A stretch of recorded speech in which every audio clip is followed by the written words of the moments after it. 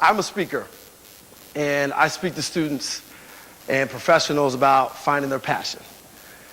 P-A-S-S-I-O-N. And normally what I would do is I would give you a 7-step plan as to how you can discover, develop, and define your passion, work, school, and life, and whatever it is that you want to do in this world. But since I only have 17 minutes and 19 seconds, I'm going to go ahead and give you the hyperspeed version of how you can define your passion. And I do this, I talk about passion because it means something to me personally, because when I discovered what it was, I felt that it was a message that really needed to get out. And more importantly, it needed to get out to kids. So I do what I do because my heart's in what I do.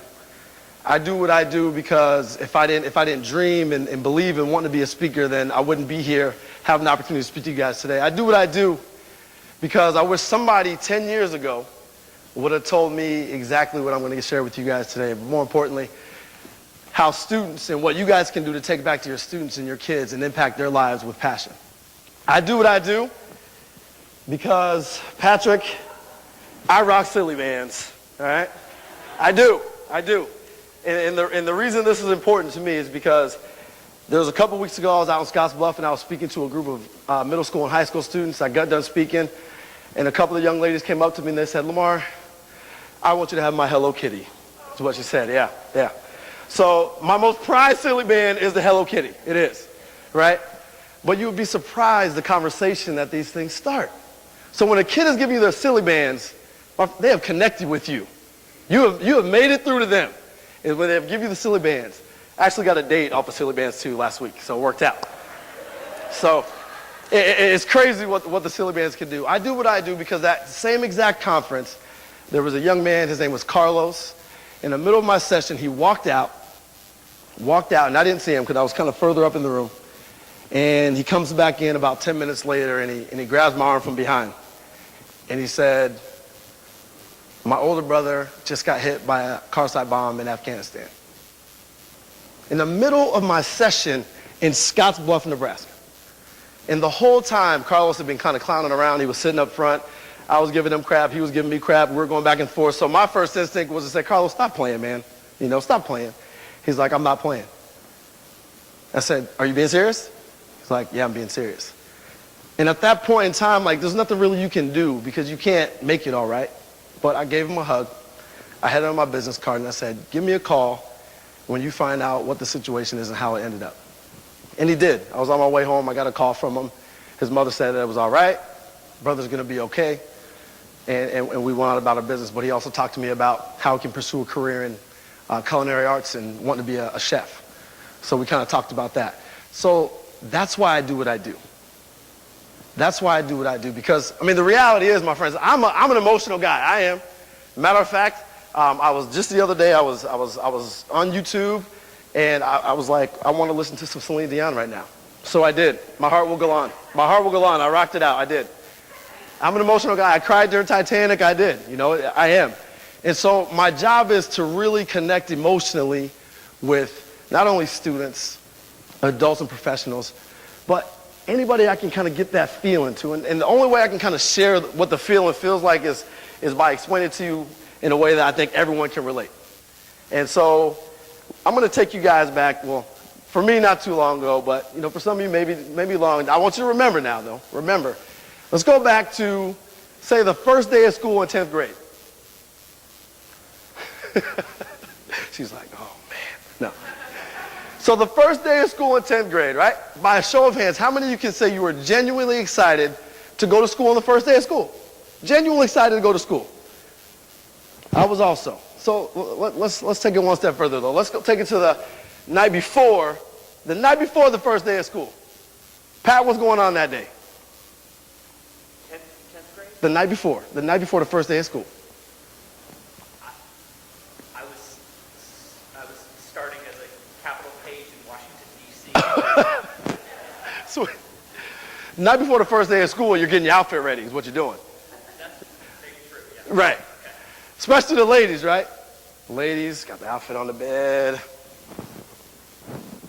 I'm going to look good tomorrow, right? I'm going to look good. But beyond that, you get in bed that night, right? And you have this feeling in your stomach. You can't explain it. You don't know what it is. You don't know what the feeling is. But what's going on? What happens when you get in bed that night? You can't sleep. You cannot sleep. And it's kind of like that night before Christmas feeling. And that feeling that you have the night before the first day of school is the feeling that I try to connect students with every single day. It's the feeling that I have every time I have an opportunity to speak to students, also adults and professionals. It's the feeling I have every single time. And that's why passion is important, because it's what can I do to connect you with the first day of school feeling, that desire, that enthusiasm, that excitement that's going to give you the energy and the power to be able to go forward from this point on, and especially when it comes to students. Because when we're talking to students at 14, 15, and 16, and you guys will probably agree with me, we suck the creativity out of our kids. We suck it out of them. And we want them to conform, and we want them to do what society tells them to do. We want them to go to college and graduate and have a nice career as an accountant. Nothing wrong with accounting. But we want them to have a nice big house, white picket fence, red door, dog named Lolo, right? We want that for them. But when you have a passion and you're discovering what these passions are for these students, it may not always consist of all that. It might be Doggy the dog. It might be. It might be. It might be the Lady Gaga plant. It might be. So what is it for your students, for the kids that you come in touch with every day? What is it that they connect with on an emotional level that's going to give them the energy, the desire, and the passion to go forward? Because when I look at the word passion, you guys, I don't want to give you the definition of the word, but really just want to give you some of the words that jumped out of the dictionary at me when it comes to the word passion. So words such as intense emotion, eager interest, desire, enthusiasm for a cause, for a love, for a proposal, often requiring action. Those words, in my opinion, only connect with one place. They connect with your heart. They connect with your heart. And that is what's going to push not only you, but your students and the kids that you come into contact with every day, going to push them forward. Because I always tell students this, is when you get to be 22 and you get out of college and you have that great job and you're making $45,000 a year and you're able to kind of support yourself and do all those things, at some point, the money is going to run out, and it's not going to be enough. It's not going to be enough. And what our kids are raised to think is that the money and the promotions, all that stuff is what you should be striving for. And there's nothing wrong with striving for those things, but first understanding that if you can do it, finding your passion, how much better that's going to feel for you going through the rest of your life. So what I would normally do is give you the 7 steps, but I'm really going to give you 3 today. We're going to talk about P, patience, A, ambition, and N, necessary. Because in 2010, we are not patient people anymore. We want things right here, right now, and in a hurry, right? We do. And we need to understand that we can't expect to be instantly gratified. Our kids need to understand that they can't be instantly gratified, especially when they found a passion. Especially when they found a passion. Because a passion doesn't start big, it starts small and grows as time goes forward. But what allows you to see that big picture is the ability to have a vision. And we need to communicate to our students that in order to have a vision, it's going to take passion, but it's also going to take patience, because I'll give you a story of a young lady who's going to experience this in the next, I'd say, 5 to 10 years. I was at Ralston High School just the other day, and a young lady named Maria was telling me, we were talking about dreams and ambitions, and she goes, Lamarr, I really would like to build a school in El Salvador that teaches English as a second language, is what she said. And I said, well, why can't you do that? But following right after her conversation, right after she mentioned that, she goes, but I don't think I can do it. I probably won't be able to. And I said, Maria, why would you think that you cannot do that? She's like, I don't know. I don't have the money. I don't have the money. And I said, well, do you even know how much it costs? And she was like, well, no. And I was like, well, then how do you know that you don't have enough money in order to do this, or in order to fund your project? She's like, well, I don't know. And I was like, well, just Google it, duh, you know. So figure it out, but giving the students the motivation to find the resources instead of just shutting it off at the beginning. The ability to have patience with passion to see a vision. So we need to communicate to our students. Next step, A, ambition. I believe ambitious people ask themselves 5 questions, no matter what they do, where they go. Every single person in this room, why are you here? You need to ask yourselves these questions. Everything that you do, every job that you take, every organization that you're involved in, every community service that you do. Why are you here? Next question will be, am I in the right place? Are you in the right place? Is TedX today the good place is the right place for you to be? Third question. If I am in the right place, where am I going? If I am in the right place, where am I going? If I'm in the wrong place, though, where do I need to be? And a perfect example of this is I was talking to a young lady just earlier this week as well. I'm a college recruiter, so I'm in the high schools all the time. So don't think that I'm just around kids all the time. I'm in the high school. That's what I do. And so I was talking to a young lady, and she says, Lamarr, I want to be a teacher, but my mom wants me to live her dream and become an occupational therapist. She said, my mom wants me to live her dream. That's exactly how she said it. Is my mom wants me to live her dream to be an occupational therapist. And I just thought to myself, like, that is crazy. Parents, let your students do what they love, or at least at this point, what they perceive to love. Let them, because that's what's going to connect with their heart at this moment in time. Now, it may change, and it probably will. But at this point in time, let them go after the things that they perceive as to be their passion. So if I'm in the wrong place, where do I need to be? Where do I need to be? Fourth question is, once you get to the right place, where are you going? Is this person, place, job, school, organization, internship, community service, whatever it is, going to help you get to the next step? Is it helping you get to the next step? So being at TED, helping you get to the next step, maybe in your career, maybe in your business ventures, whatever it is. Is being here allowing you to do that? Fifth question, money question. The money question is, how do I begin to identify what my passion is? How do I begin to identify what my passion is? And this is really what sparked Passion for Leadership. This is what sparked the whole idea of me wanting to be a motivational speaker. And it was one question that was asked to me at a conference in 2005. I was in Florida. A gentleman asked me this question. He said, what is it that you would do for the rest of your life and do it for free? First of all, I was like, nothing. That was my first response. But if, and we don't train our kids to think like that. We don't. We train them to graduate college, get a job that pays you. But I didn't have a response to his question. I didn't have an answer, and it bothered me a lot. For the 2 days I was at that conference, I didn't have an answer. By the time I left that conference, I had decided that I wanted to be a speaker, and that's what I wanted to do. I made that decision. So in thinking about how do I begin to identify what my passion is, the first thing is this, and if you guys don't leave here with anything today to be able to take back to anybody that you impact, is take these 4 things away. Is 1, what is the thing that you would do for free for the rest of your life? The rest of your life. 1. 2, what is your competitive advantage? What is it that you do better than anybody else you know?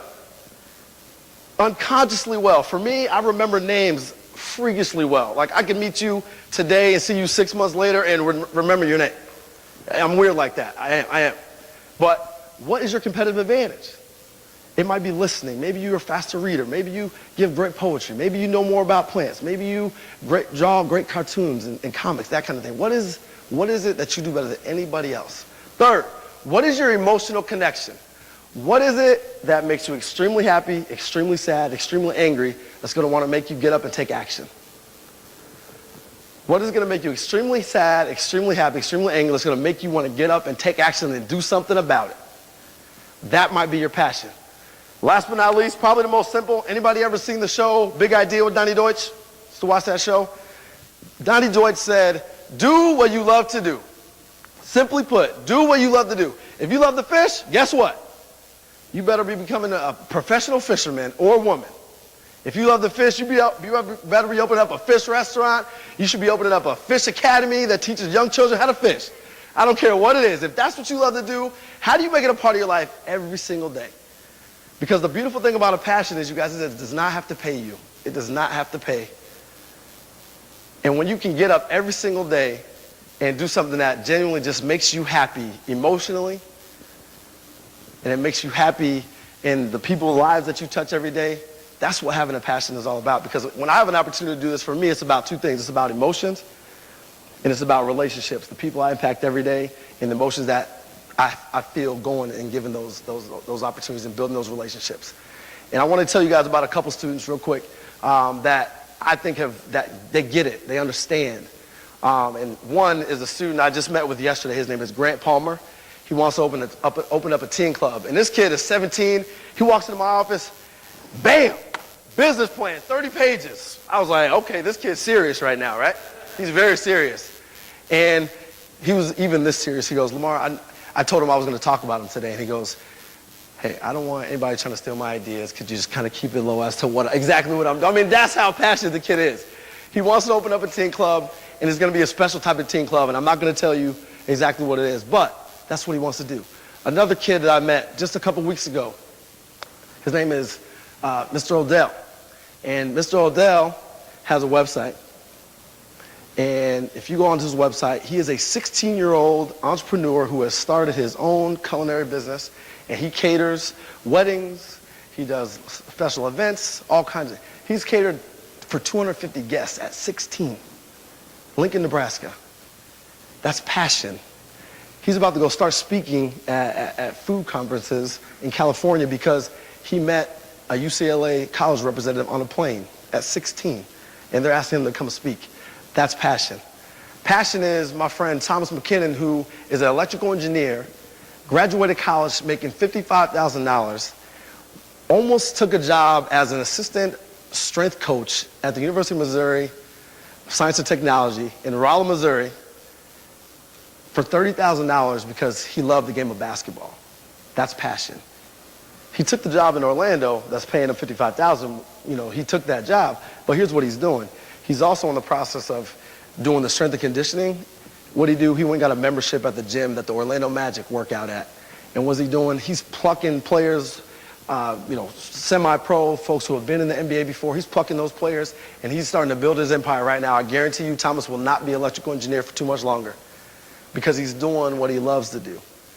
He's doing what he loves to do. So those are just 3 examples. So my last step, real quick, is N, necessary. And my favorite step, are you willing to do, and this goes for anybody in this room, this goes for your students and your kids, are you willing to do what is necessary in order to go after your passion? Are you willing to give up bad friends, bad influences? Are you willing to give up free time, money? Are you willing to give up all those things in order to go after your passion? Because there's a couple things that passionate people share in common.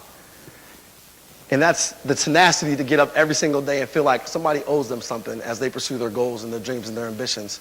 But more importantly, they let self-doubt and they let fear go out the window that way. And that sense of entitlement comes in right here every single day. I wake up every day and I say, why can't I, why can't I, why can't I? If not me, then who? If not now, then when? Now is the time to start acting on your passion.